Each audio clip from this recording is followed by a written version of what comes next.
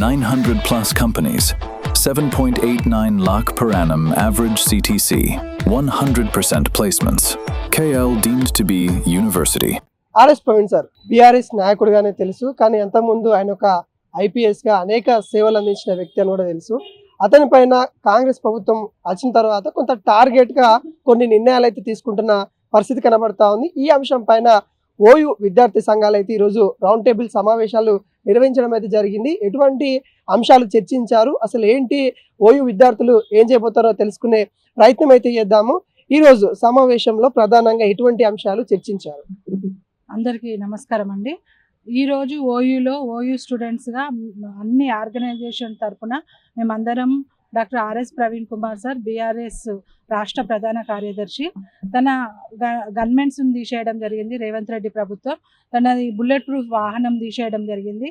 ఎందుకు అంటే 420 హామీలను నెరవేర్చలేక రేవంత్ రెడ్డి గారు, కాంగ్రెస్ ప్రభుత్వము, బీజేపీ మొత్తం కూడగట్టుకొని ప్రశ్నించే గళాలని మొత్తం క్లోజ్ చేయాలని చెప్పి బీఆర్ఎస్ ప్రజాప్రతినిధులు కానీ బీఆర్ఎస్ నాయకుల మీద కక్ష కట్టి ఇప్పుడు మొన్న పెద్ది సుదర్శన్ రెడ్డికి హార్ట్ అటాక్ రావడానికి కారణంగానే ప్రతిదీ ఇప్పుడు మొత్తం గన్మెన్స్ని తీసేయడం జరిగింది.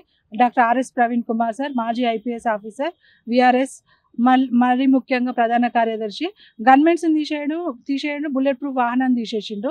దీన్ని ముమ్మాటికి తీవ్రంగా ఖండిస్తూ మొత్తం ఓయూ స్టూడెంట్స్ విద్యార్థుల పక్షాన మేమందరం రౌండ్ టేబుల్ మీటింగ్ జరిపి చర్చించడం జరిగింది పెద్ద ఎత్తున మార్నింగ్ నుంచి ఇప్పటి వరకు. కాబట్టి ఎందుకు అంటే సారు నక్సల్స్ ప్రభావిత ప్రాంతాల్లో వర్క్ చేయడం జరిగింది. ఎంతోమంది బహుజన బిడ్డల్ని కానీ అన్ని వర్గాల పిల్లల్ని తెలిసి తెలియక అడవుల్లోకి వెళ్ళిరు, నా అన్నలు నా తమ్ముళ్ళు అని చెప్పి వాళ్ళకి అవేర్నెస్ కల్పించి, రాజకీయం అంతా బయట ఉంది తమ్ముళ్ళు, మీరు బయటకు వచ్చి బ్రతకాలి, మీ ఫ్యామిలీలతోని బ్రతకాలని చెప్పి జనజీవన స్రవంతిలో కలిపిండ్రు.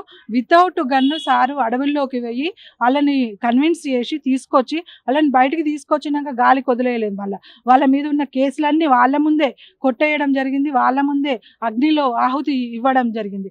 అట్లా నమ్మకం పెరిగి సార్ అప్పటి నుంచి అయినా, సార్ ఎస్పీగా ఉన్నప్పటి నుండి అయినా ప్రజల కోసం పేబ్యాక్ ఇవ్వడం స్టార్ట్ చేయడం జరిగింది. అప్పటి నుంచి అయినా సరే కరీంనగర్, వరంగల్ ప్రాంతాల్లో చాలా పెద్ద ఎత్తున ప్రజల కోసము ఫైట్ చేయడం జరిగింది. అంటే తన జాబ్ తను చేసుకుంటూనే పేబ్యాక్ చేసిండ్రు బహుజన సమాజానికి కానీ మెజార్టీగా ఉన్న సమాజానికి, తెలంగాణలో ఉన్న మెజార్టీ ఉన్న సమాజానికి పేబ్యాక్ చేయడం జరిగింది. ఎక్కడ వీలైతే అక్కడ, ఎట్లా పడితే అట్లా, అంటే ఏ విధంగా వీలైతే. మొన్న తెలంగాణ ఉద్యమంలో కూడా చాలా మంది ముందే మన వాళ్ళని అలర్ట్ చేయడం జరిగింది, స్టూడెంట్స్ని కానీ. ఎందుకంటే అటు స్టూడెంట్స్ని చూసుకోవాలి, ఇటు ప్రభుత్వంకి మచ్చ రాకుండా చేయాలి. కాబట్టి చాలా క్రిటికల్ సిచ్యువేషన్లో చాలా ఎక్కడైతే సిచ్యువేషన్ బ్యాడ్గా ఉందో అక్కడికి డాక్టర్ ఆర్ఎస్ ప్రవీణ్ కుమార్ సార్ని పంపిస్తారు. ఎందుకంటే ఆయన మామూలు వ్యక్తి కాదు, మాజీ IPS officer and most senior person in the country, IPS officer.